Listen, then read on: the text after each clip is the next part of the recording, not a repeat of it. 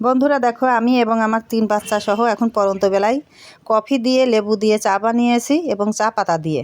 তো তোমরা যদি খেতে চাও এভাবে বানিয়ে খেয়ে দেখতে পারো। আমার এখান থেকে তো দেয়া যাবে না, এটা আমাদের জন্য জাস্ট বানিয়েছি। আমার জিনিস আমি কাউকে দিতে পছন্দ করি না। তো তোমরা যারা ফলো কমেন্ট শেয়ার করো না, যদি ভালো না লাগে দরকার নাই ফলো কমেন্ট শেয়ার করার, দেখারও দরকার নাই আমার রান্নার ভিডিও। আর যারা আমার ফলো কমেন্ট শেয়ার করো তারা যদি আমাকে ভালোবাসো, অবশ্যই তো ভালোবাসো দেখে আমার রান্নাগুলো দেখো, তারা ফলো কমেন্ট শেয়ার করে দিও।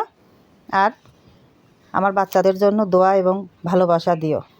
তো দেখো, চা কিন্তু আমি বানিয়েছি খুবই সুন্দরভাবে। দেখো, একদম black T with lemon and coffee and চা পাতা যেটাকে বলে টিলিপ দিয়ে চা বানিয়েছি।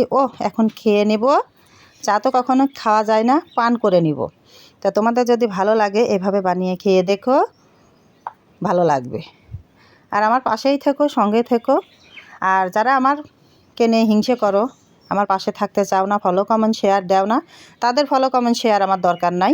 আমার নসিবে যদি আল্লাহ রাখে আমার পেজটা গ্রো করার, আপনিতেই গ্রো করবে। যদি থাকে নসিবে, আপনিই আসিবে। আল্লাহ যদি সহায় থাকে, তোমাদের হিংসা কেউ আমাকে আটকাতে পারবে না ফলো কমেন্ট শেয়ার করার ক্ষেত্রে।